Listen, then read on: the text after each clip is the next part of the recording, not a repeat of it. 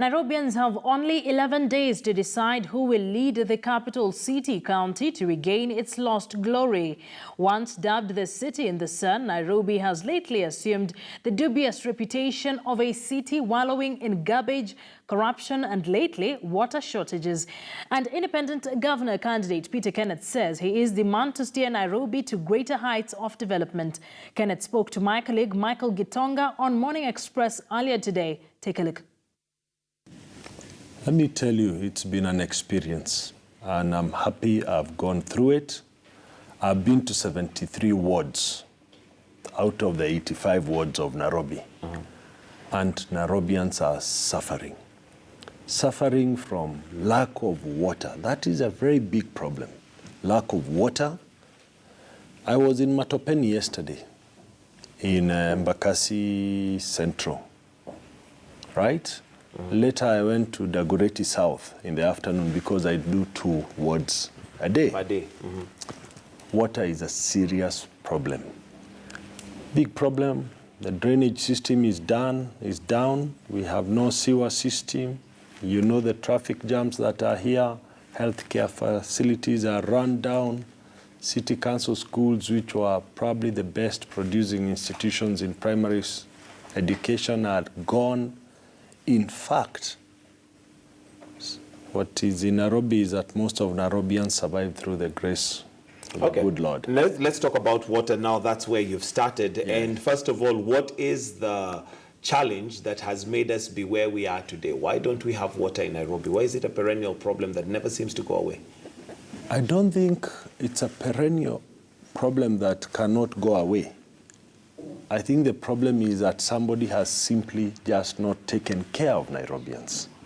To start with, you have a Nairobi Water Company, which is owned by the county government, right?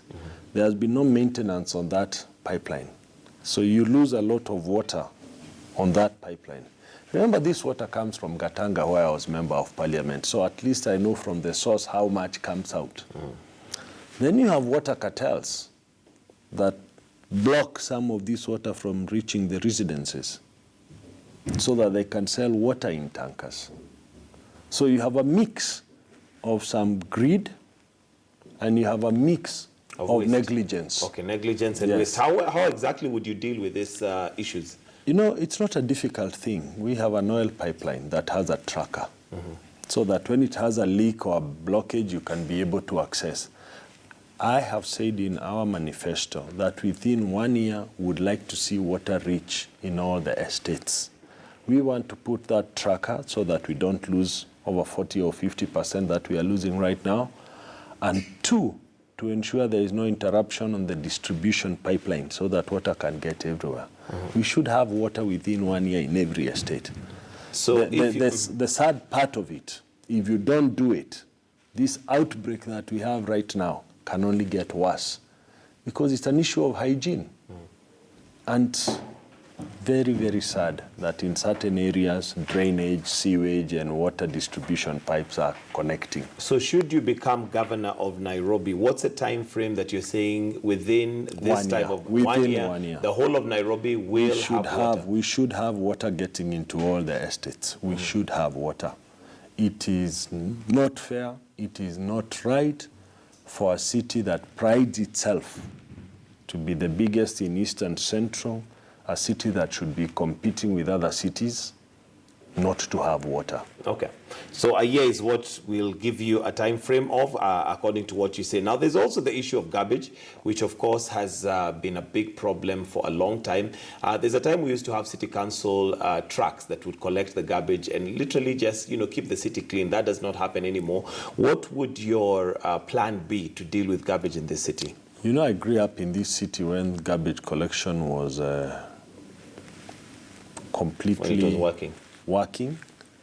I think the biggest mistake, 1, was to privatize without having a fallback position. 2, remember Nairobians pay for garbage collection and it is not collected. So the county government has been lying to Nairobians. They collect garbage collection fee and they do not collect. We are committed first and foremost within 90 days of being elected to clear the city of garbage. even if it just means hiring trucks and just taking away the garbage out of our streets, out of our estates. And after 90 days, we want to put into a plan of collection every week so that we no longer have a pile-up. Yes. And that is clearing Nairobi. But the issue of garbage is not just for clearing, but we also, what do you do with it? Because we have the Dandora dump site, which of course is an eyesore and also an issue when it comes to health. You know, the issue of Dandora has vested interests right from the leadership in the county government, because they see how much power they can derive from that sector, but they cannot agree on how to progress. There are two ways in which you can deal with garbage. The easiest one would be a landfill, the easiest one. But then, of course, there is big money in recycling. So you have to work on those two. But first of all, you need to take away the garbage off the streets. You can't say that I'm going to put up a system first. Before you clear the garbage. Yes, I think we need to clear. And the county government has lots of land in Nairobi, empty land, that we can deal with it. They even have the cemetery that they bought, which they never used as a cemetery. You can use it as a landfill almost immediately, just to remove garbage from our streets, from our estates. And we have to do it soon. Otherwise, it will be the capital city of garbage, as it is now. So when you speak of hygiene, when you speak of cholera, you know, it's a combination. It's a combination of both of them. And it's also an indication of the rot that prevails currently in the county government. Peter Kenneth.